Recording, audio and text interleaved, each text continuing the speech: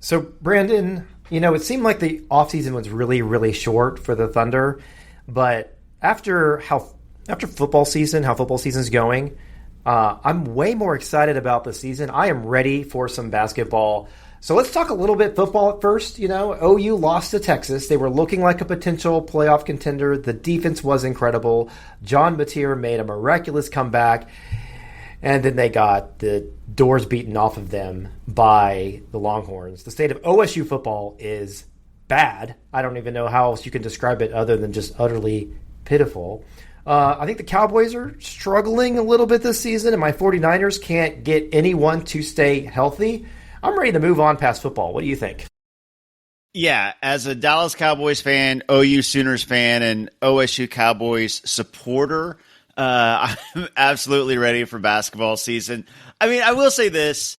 The Sooners, I think, have been impressive and overall exceeded expectations. And really, going into halftime over that Texas game, everything looked great. Of course, all that changed in one half against Texas. My Dallas Cowboys gave me some hope by tying the Packers with Micah Parsons, and then they lose to the Carolina Panthers. And I think they just got another touchdown scored on them. So yeah, I'm ready for the NBA.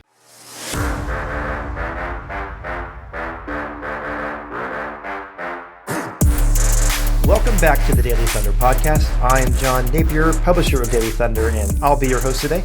Alongside me is Daily Thunder beat writer Brandon Rahbar. Brandon, it's been a while. How you doing? Has been a while. I am excited for the NBA season to tip off. I'm excited for opening night. Thunder first broadcast on NBC in 23 years against the Rockets and KD, ring night, banner ceremony, all those things.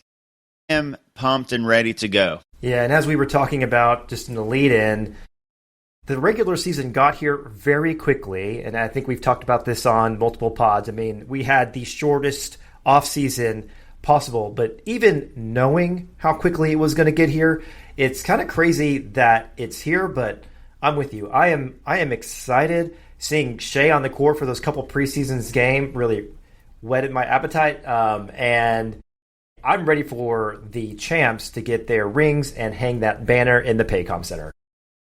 Me too, man. It's going to be, I think, one of the core memories for all Thunder fans. Obviously, everything that's transpired, over the last few months, the title run. There's lots of, if this was the Inside Out movie, if this was, those memories that become core memories, I think for Thunder fans, things like, Aaron Wiggins' speech, Shai in the photo in front of the memorial in the parade, the games against the Nuggets, J-Dub hitting that shot, raising the Larry O'Brien trophy. There's like all these memories I think that Thunder fans will always remember. And I think that opening night, that ceremony, the rings, the banner, this is a long time coming. So many teams from the past era that got so close and felt like were title contending teams. So Thunder fans have been itching for this for a long, long time, and it's finally going to happen on Tuesday night. I think it will go down as an all-timer for Thunder fans. Absolutely agree. And while this is a season preview pod, we are going to look ahead.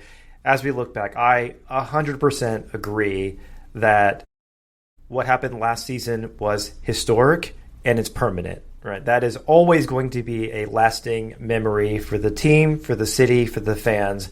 And while I'm excited for this upcoming season, no matter what happens, you can't take away what happened last season. Yeah, that's right. That's my whole thing. This Thunder team is built to be a possible dynasty. It looks like the best chance at an NBA dynasty in this parity era since those Warriors.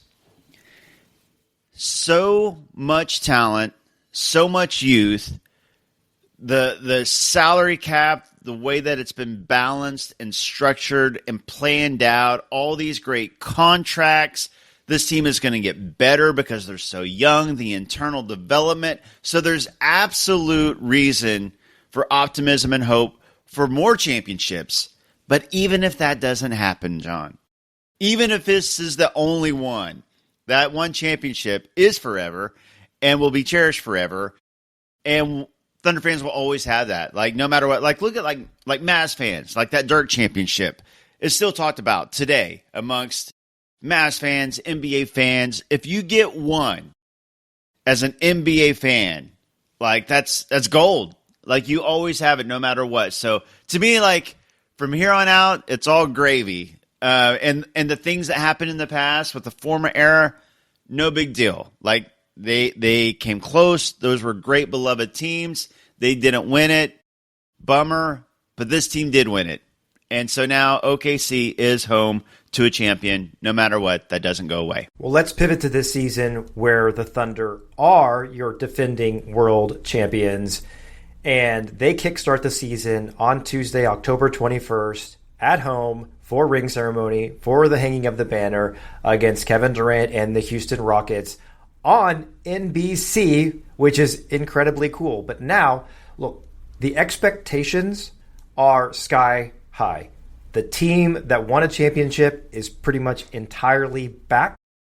How do you think the team now handles the expectations? And we're going to talk about like some of the documentaries and the series that have come out, like Starting Five and the one on NBA TV, which, there was a great, really talented reporter who was in that one.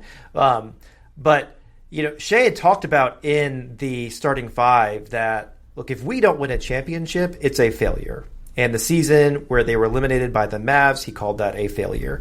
Do you think the team has the same mindset? They won the last one. They're the defending champs. But if they don't win again, the season's a failure? Yeah, I think they believe that, which is a great thing if you're a Thunder fan. Like everything that I just said prior to this about everything from here on out is gravy. The Thunder have a championship. It's forever. The Thunder themselves do not think that way. This Thunder team is still hungry. They want more. Shai is building a legacy. These players are building a legacy, and they absolutely believe it's championship or bust. I think for the team, that is the expectation, and that's the goal, and that's what they're going for, 100%. And this team is still hungry. They're still young. They still want to prove something. Shai wants to go down as one of the all-time greats. He's talked about that since the moment he arrived in OKC. And, maybe at the time, people didn't think much of it. But now, after an MVP season, a finals MVP, scoring title, and a championship, if Shai continues on this trajectory, he can go down as an all-time great. And so, this team, the whole 0-0 mindset that, everybody talks about, that's almost become a meme amongst Thunder fans at this point. The whole, 1 of 82 mentality, that's just in their DNA at this point. Like, they're going to attack this regular season aggressively. They're going to try to win every single game. They know that they got a target on their back now. They know they are the hunted and not the hunter. And yet still, I think this team still goes out, tries to win every game, still has that trademark effort, energy, hustle, and fight, and defense.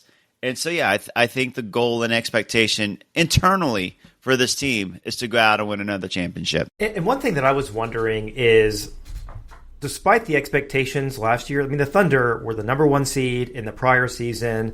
They were a contender going into the year. They proved they were a contender with the way they handled the injuries and continued to win games and got better throughout the year.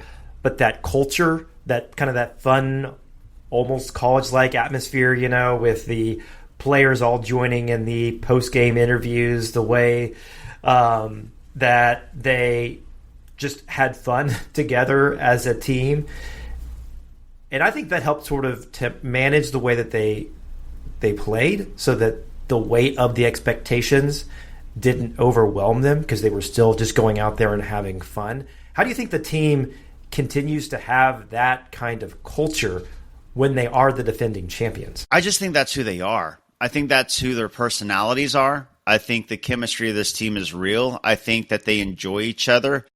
I think that they all, know their roles and relish in their roles. They cheer each other's success. I don't think this is like lip service. They truly enjoy each other. They truly have that chemistry. And I think that's one of the reasons why, like, any sort of outside expectations, any sort of outside noise, now that everybody's talking dynasty, everybody's talking about a repeat championship. Whereas I said, like, internally, that's their goal and their expectation. I don't think the expectations from the outside will affect what they do to the day-to-day. Like, that's just who they are. Like, the work, the business, the goals, they just attack those every day. It's just a routine. It's that consistency. You know, the whole famous Shai, you know, my whole life is consistent. That's kind of this team. This team is consistent. And that's why I think that they can block any sort of outside noise. And that's why I think this chemistry, the fun culture that they've established, I think that's just who they are. So I don't think that changes. Yeah, at some point, you know, this team gets older. Maybe, you know, the barking didn't continue this past season, really. Maybe once or twice here or there. Maybe at some point the group interviews aren't an every night thing. Maybe the towels on Nick Gallo at some point go away. But right now, that's who this team is. Like, maybe they'll organically grow out of that. But hopefully that's a ways down the road, because everybody still enjoys that. Everybody still loves that. But they're not going to change who they are. This team is who they are. Well, that's a great segue to my first question as far as the prediction goes. Will we see the same post-game interview style, and will we still see towels being dropped on Nick Gallo? Yes and yes. I think so. Like I said, maybe it's not an every single night thing this year. We'll see. I think it's just kind of an organic thing. We've already seen, like in the preseason, they've done it. So I don't think they'll change that. Again, I just think that this team, that's just what they do. They just like hanging out together. They like doing the interviews together. Again, maybe when they're all 35, maybe that changes. But right now, when they're all 21 through 27, that's what they do. I think it continues. And I want to go back to Shai, who, as he said, you know, everything about his life is consistent. He won the MVP. He is a consensus top 5 player in the NBA. But I'm starting to wonder, despite the championship, despite the multiple MVP awards, because he won the NBA MVP, he won the Western Conference Finals MVP, he won the NBA Finals MVP, the NBA GMs voted him third among other contenders for winning the MVP award. He trailed Jokic and Doncic.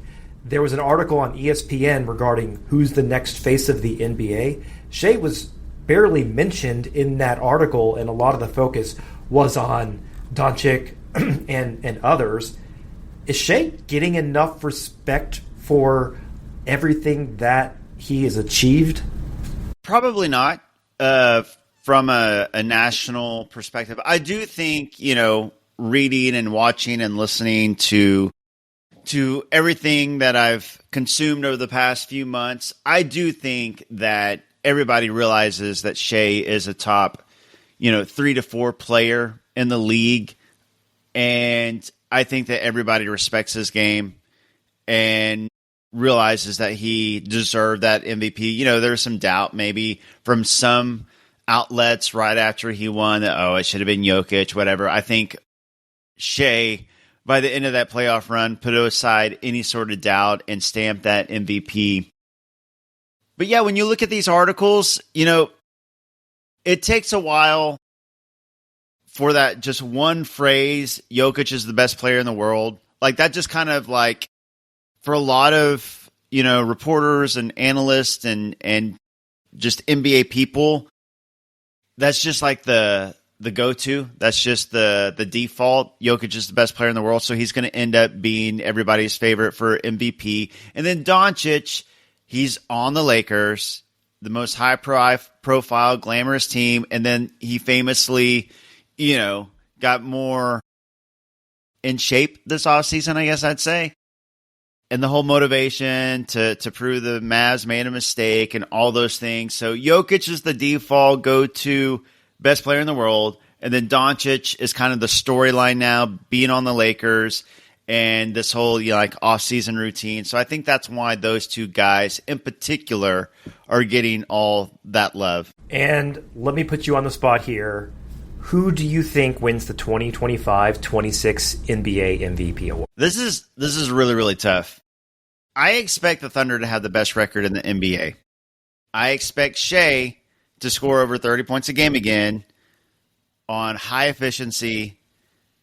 I expect the Nuggets to be the second best team in the NBA. I expect Jokic to probably average a triple-double. I do think the Lakers are going to be better than they were last year. I think Luka probably puts up big numbers in the LA market. Giannis will be Giannis, but I don't think the record will be good enough. I don't think the talent around him will be good enough. I think Anthony Edwards, he's gotten better every year, and he's still so young. He probably makes a leap. I don't think the Wolves are quite good enough, and I don't think his numbers will be quite good enough or on par with those other three. I think Wemby makes a leap.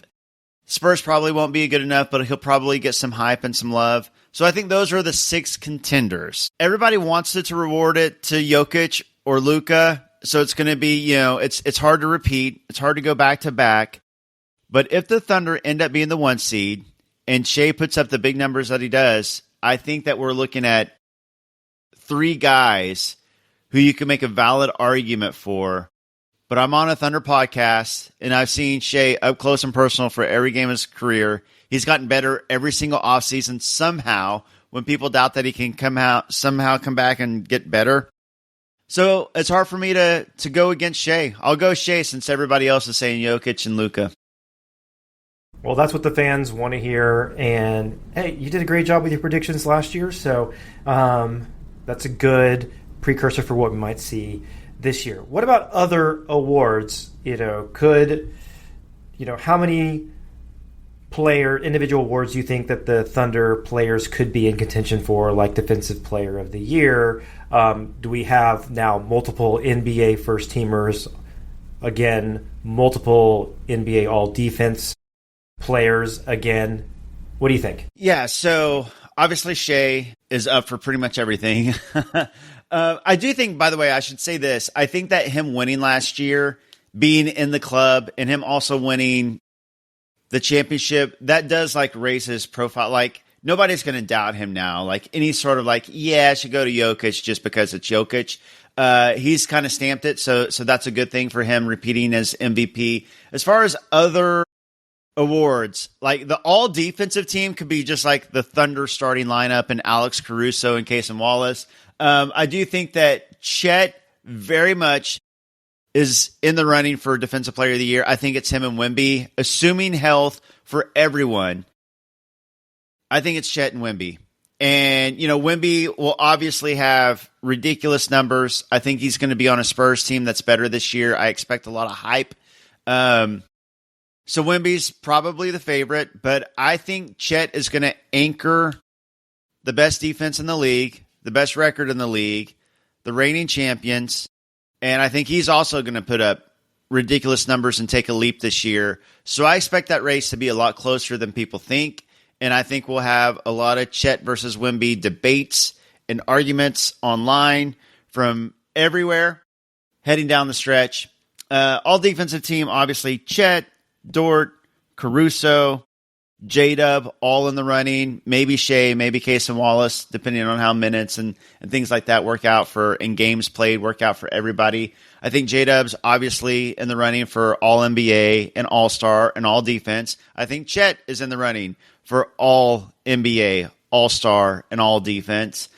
And Sixth man of the year, I just don't think it's going to happen on this Thunder team. It's too deep. Any given night, anybody could be sixth man of the year. Maybe Caruso, if he plays the amount of games that he needs to play and if he makes an impact. But I think Caruso will be saved very much like he was last season for the playoffs. So I don't expect it to be a Caruso. Maybe Casey Wallace could sneak in there.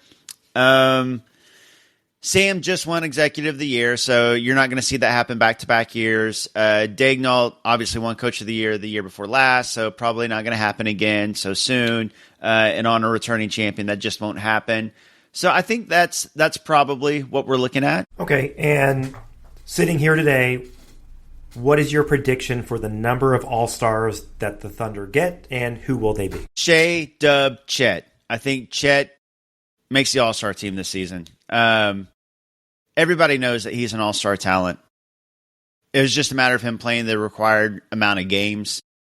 I think that he would have made the All-Star game last year had he not been hurt.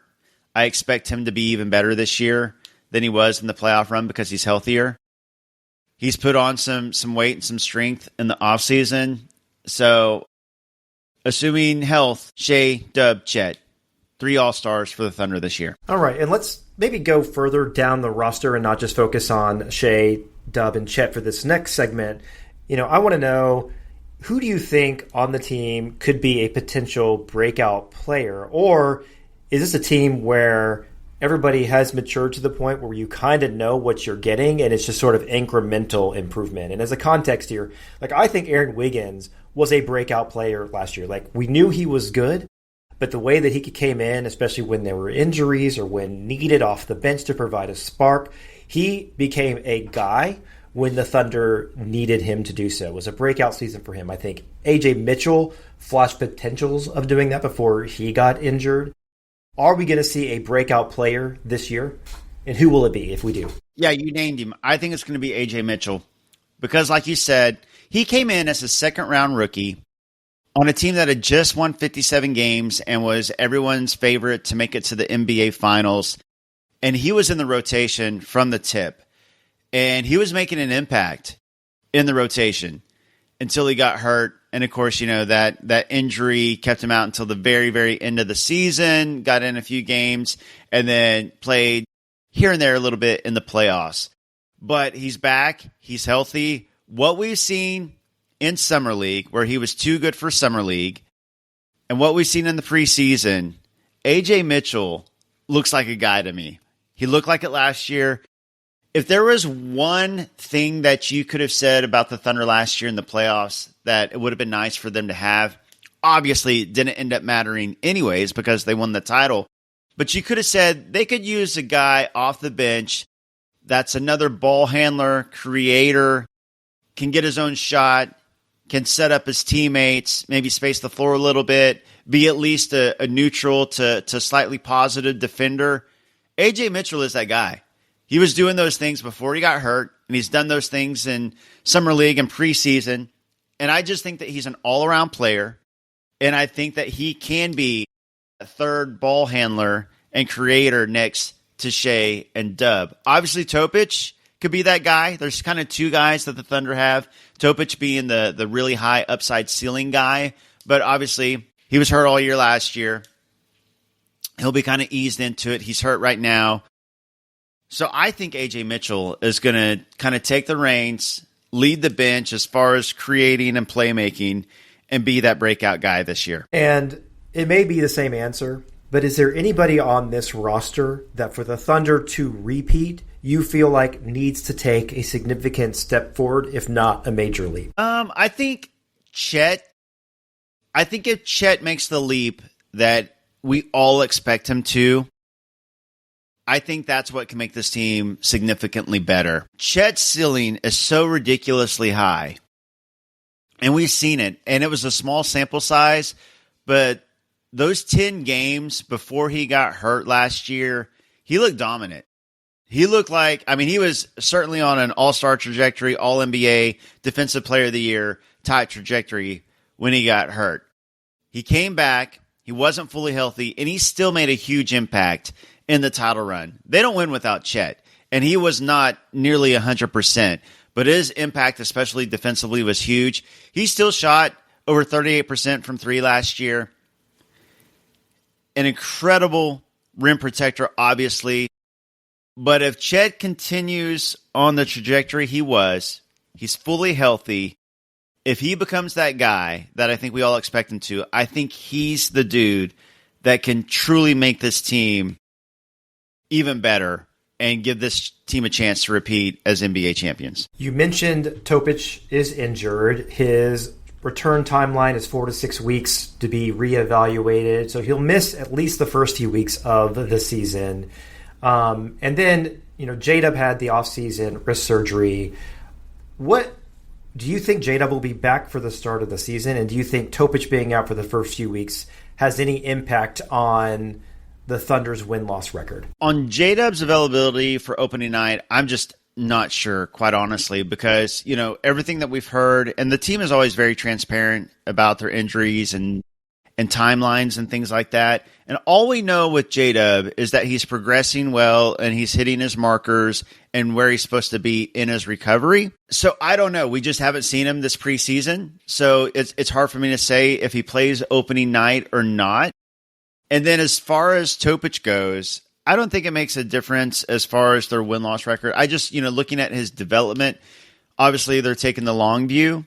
It's a bummer that he didn't get to play more in the preseason because that would have been great for his development and for his confidence. And maybe seeing him in the rotation, from the jump possibly. Now with this injury, it's just a setback, unfortunately, for his development. But long-term for this team, I don't think it makes that big a difference in the win-loss record, only because they have A.J. Mitchell and because they're so deep and they have so many guards and they have so many guys. But eventually he'll be back and he'll be in the rotation. I don't know that he'll be in the nightly rotation or not. But yeah, the Thunder's still very, very high on Topic, but it's just more of a long-term thing. Should there be any reason for concern that we really haven't heard anything on J-Dub's return timeline and his availability for opening night? I suppose if, just the uncertainty, there's always going to be some worry if we just don't know. But again, like I said, the team has always been very transparent about their injuries and all the messaging is that he's on track where he's supposed to be. So even if he were to miss opening night, I don't see this as a long-term, worry or issue, where it's going to go throughout, the early part of the season. So I would say no. My concern level isn't that high.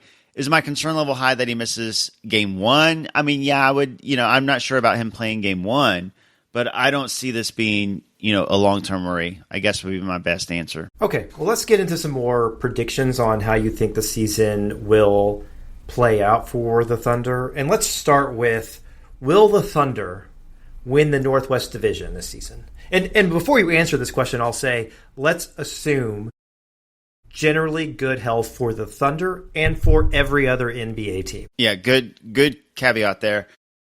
So I do think that they win the Northwest Division, but I also do think that the two best teams in the entire NBA are in the same division, the Thunder and the Nuggets. And oh, by the way, the third best team is coming off of back-to-back Western Conference Finals appearances in the Timberwolves. And then a fourth team is kind of my dark horse fun team to sneak into the play-in the Portland Trail Blazers. I think that they are showing, a lot of fun early signs of improvement and being just a tough team, a tough out every single night. They remind me of the Thunder a few years ago, the way that they play. And then the Northwest Division also has Utah.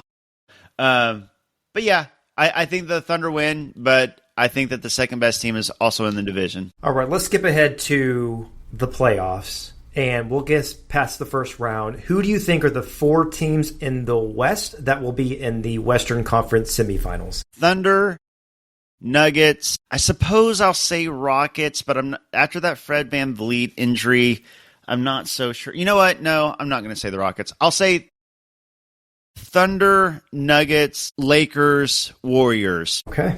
Interesting. And that's probably a surprise. I think DeAndre Ayton raises the floor a lot for the Lakers. He's just so much better than Jackson Hayes that now they have a playable center. Even if he's not a great center, he's a solid center, and that's just so much better than what they had. And the Warriors were really, really good, unfortunately. After they traded for Butler, and had Curry not been injured in the playoffs, who knows what would happen against the Wolves. So, yeah, those are my four. All right, let's go to the East. Who are your final four in the East? Obviously, the Cavs and the Knicks. And then I'll go with the Hawks. And I know the Magic are kind of like a trendy team to pick, and I get why. But I'm going to go with the Pistons. I'll say the Pistons as my fourth team. Yeah. All right, Kate. Yeah, Cunningham leads the Pistons to the semifinals. And then what about the Eastern Conference Finals? Cavs Knicks. It's got to be Cavs Knicks. Yeah. Yeah. And who makes it out between Cavs and Knicks for the NBA Finals? I just trust the Cavs more. I don't know why. I just do. So I'll go with the Cavs. Okay. And then your Western Conference finalists are? Thunder Nuggets. I think they are easily the two best teams in the West and easily the two best teams in the NBA. Yeah, and that Western Conference semifinals between the Thunder and the Nuggets was an incredible series, a really fun series. That Game 7, of course, that's one of those things that I'll never forget. And seeing them play in the Western Conference Finals with a trip to the finals on the line would be an epic playoff battle. Yeah, absolutely. That would be an all-timer, 100%. And I'm just going to assume that you're predicting the Thunder to make it back to the NBA Finals, so you are predicting a Cavs Thunder Finals. Am I right? And then who's the winner? You are correct. Look, it's hard to pick against the Thunder. If we're assuming health here for every single team, I got to go Thunder. I think that they're the best team. I think the Nuggets are an obvious, real threat. They did get better, but here's how they got better. They got better with their depth, which was their biggest issue, for sure. But ultimately in the playoffs, you're playing your best guys the most minutes anyways. I don't think their depth will make a huge difference in a playoff series against the Thunder, and I just think the Thunder are going to be healthier. Look, obviously the Nuggets weren't at full strength because in Game 7, Aaron Gordon wasn't healthy, and Michael Porter Jr. was hurt throughout that series. But as we came to find out, Jalen Williams was playing the entire playoffs with a torn ligament in his shooting wrist, and Chet obviously wasn't fully healthy. And just internal development, I just think the Thunder were already better than the Nuggets, and I think they're still better than the Nuggets. But I think that is a very, very close series, a very hard-fought series, and the Nuggets are definitely, without a doubt, truly a threat. But I'm still going to go Thunder, and yeah, Thunder over the Cavs. But it's going to feel like whoever comes out of the West is going to feel like the Western Conference Finals was the true finals, I feel. Yeah, I agree. It felt that way last year too, but the Pacers were scrappy. They were really competitive in the finals, but I agree. The Western Conference is so strong, and being able to survive the gauntlet that is the Western Conference is a good sign of your potential to win a championship. And we are on a Thunder podcast, but the Thunder are the defending champions. They have brought back pretty much everybody. The players are in their developmental primes, so your expectation would be that they're going to continue to get better. It's reasonable to pick the Thunder to repeat. That's not a homer take at all. No, it's not a homer take. I think that's just looking objectively at the NBA. The Thunder were the second youngest team of all time to win a championship. They had a historic all-time net rating, point differential. Statistically, any way that you look at this Thunder team, they were one of the greatest teams of all time last season. And I don't think actually they're still getting the respect they deserve for that. But like you said, they returned every single player that was in the rotation in the playoffs from that team. And none of them are regression candidates because none of them are of the age where you start to see players regress. The oldest player on the team is Alex Caruso, and he's only 31 years old. And they're going to manage his minutes throughout the regular season so that he can be at full strength in the playoffs like he was last season. Guys like Cason Wallace, going to get better. Aaron Wiggins still getting better. And then like we've discussed, Chet and Dub getting better makes this team a whole lot better. So just objectively, this was a historic NBA team that's coming back and should be better. So how could you not choose them to, if you're looking at all things just evenly and fairly, the Thunder should be the pick. I get it if you choose the Nuggets, but to me, it's got to be one of those two teams. Well, the last thing I want to close on as we look at the season preview and some predictions here is the projected win total for the Thunder. Now, Vegas has the current win total at 62.5. Are you taking the over or are you taking the under? That is very, very tough because I would pick right around there. They won 68 games last year. Chet missed 50 games. Ihart missed 25, 30 games. Caruso missed 25, 30 games. Dub missed 10 or 11 games, 12 games, something like that. But it's so hard to predict health. The West is somehow even better than it was last year. And it's just hard to win back-to-back 68 games. Look at the Bulls in the 90s. Look at those Warriors in the 2010s. Those are all-time teams. And it is tough to win that many games back-to-back, even if you're improved internally yourself. So I'll do a slight over. I'll say 63 wins. So I'll pick the slight over, which is still an incredible season. If you're going back-to-back 68, 63 wins, that is mightily impressive. Yeah, and I've seen some predictions that the Thunder could potentially, again, assuming good health, push that 70-win total. Of course, you win 68 games. You're going to be better the following year with player development. Doesn't seem unreasonable to think that is a possibility. But I'll argue the other side. I'm going to predict the under and say 60-61 wins for the Thunder. Not because they won't be better, but because the West is better and because this team, with its construction, with players like Caruso who will be focused on the playoffs, is going to be thinking, how do we get ourselves to the best possible place we need to be to win a title, to repeat, to be healthy and successful in the playoffs? And they can probably get the number one seed in the West with 60 wins. And winning 70 games is not going to be necessary or even all that helpful for them to repeat as champions. Yes, I completely agree with that.